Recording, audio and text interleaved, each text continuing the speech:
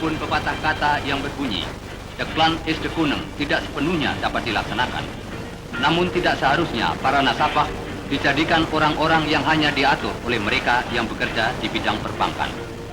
Pola berpikir etatisme yang merusak fungsi dan martabat perbankan sudah selayaknya ditinggalkan. Salah satu modal utama dari kelangsungan hidup sesuatu bank adalah kepercayaan masyarakat. Dan kepercayaan masyarakat perlu dibina dan dipelihara dengan peningkatan pelayanan yang cepat, tepat, dan korek.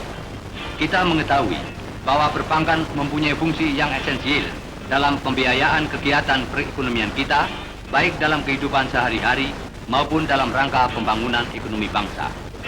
Sukses dalam pengerahan tabungan masyarakat dan penyalurannya ke sektor-sektor ekonomi yang memerlukan berarti bahwa perbankan mendorong kelancaran perekonomian dan pembangunan negara kita. Bank Dagang Negara dengan jumlah cabangnya yang sebanyak 45 buah tersebar di wilayah Nusantara. Pada saat ini jumlah karyawannya meliputi 2.608 orang, sedangkan anggota keluarganya yang tergantung atau hidup dari nafkah karya bank adalah 5.341 orang.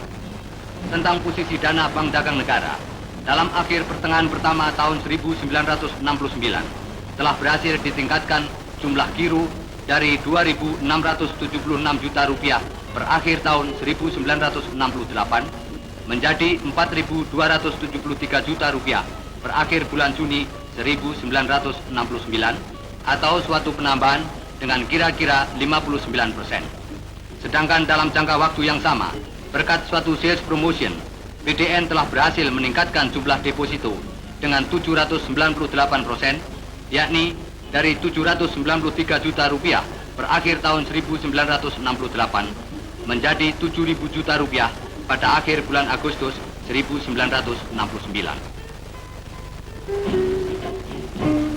Kota-kota seperti Jakarta, Medan, Surabaya, dan lain sebagainya menurut para pengusaha merupakan kantong-kantong uang. Tetapi di dalam kenyataannya, hanya Jakartalah yang benar-benar dapat diberi julukan itu. Seluruh deposito yang dikumpulkan oleh BDN sebanyak 7.000 juta rupiah, 5.456 juta rupiah diantaranya merupakan deposito yang dikumpulkan oleh Jakarta sendiri. Ini berarti suatu persentase sebesar 77%, sedangkan Medan hanya 3,8%, Surabaya 4,5%, Semarang 2%, dan Palembang 0,6%. Dengan kenyataan ini, dapatlah ditarik kesimpulan bahwa dunia keuangan Indonesia terpusat di Jakarta. Apabila kesimpulan ini benar, maka hal ini sedikit banyak tentu akan menghambat maksud baik pemerintah untuk melaksanakan pembangunan di daerah-daerah. Hal ini seyogyanya dijadikan bahan pemikiran agar terhindarlah pandangan bahwa pembangunan daerah seakan-akan diatur hanya dari Jakarta saja. Salah satu masalah pokok di dalam melaksanakan pembangunan 5 tahun ini adalah memobilisir dan memanfaatkan dengan tepat segala sumber keuangan yang dimiliki oleh seluruh bangsa Indonesia. Karenanya, BDN pun mengemban tugas kewajiban untuk menciptakan iklim yang mampu menggairahkan masyarakat untuk berpartisipasi dalam pembangunan. Gedung baru BDN ini selain diperlengkapi dengan peralatan yang serba modern, juga diperlengkapi dengan safe locket, yakni ruangan khusus yang kokoh, solid, dan tahan api untuk menyimpan barang-barang atau surat-surat berharga milik para nasabah. Berpuluh-puluh kotak-kotak dari logam berderet di dinding ruangan khusus ini yang hanya dapat dibuka dan ditutup dengan 2 buah kunci sekaligus. Sebuah kunci dibawa oleh nasabah yang berkepentingan, sedangkan yang sebuah lainnya dibawa oleh petugas bank. Dengan demikian, maka lebih terjaminlah keamanan milik para nasabah yang disimpan di Bank Dagang Negara, baik yang berupa dokumen-dokumen berharga maupun yang berupa benda-benda logam mulia atau batu-batu permata. Ya, Anda tentu pernah diberi nasihat, sedia payung sebelum hujan. Nah, wujud nyata nasihat itu telah disediakan oleh Bank Dagang Negara. Karena itu, simpanlah milik Anda yang berharga di Bank Dagang Negara agar Anda dapat meneruskan hidup Anda dengan hati yang aman dan tentram.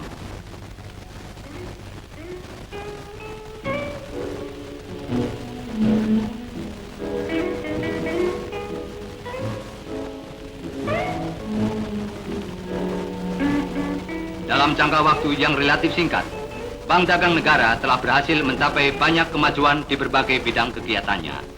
Namun karena hakikatnya, masalah ekonomi dan perbankan adalah masalah yang saling berkait, maka wajarlah kalau timbul problema-problema baru yang memerlukan perhatian yang sungguh-sungguh.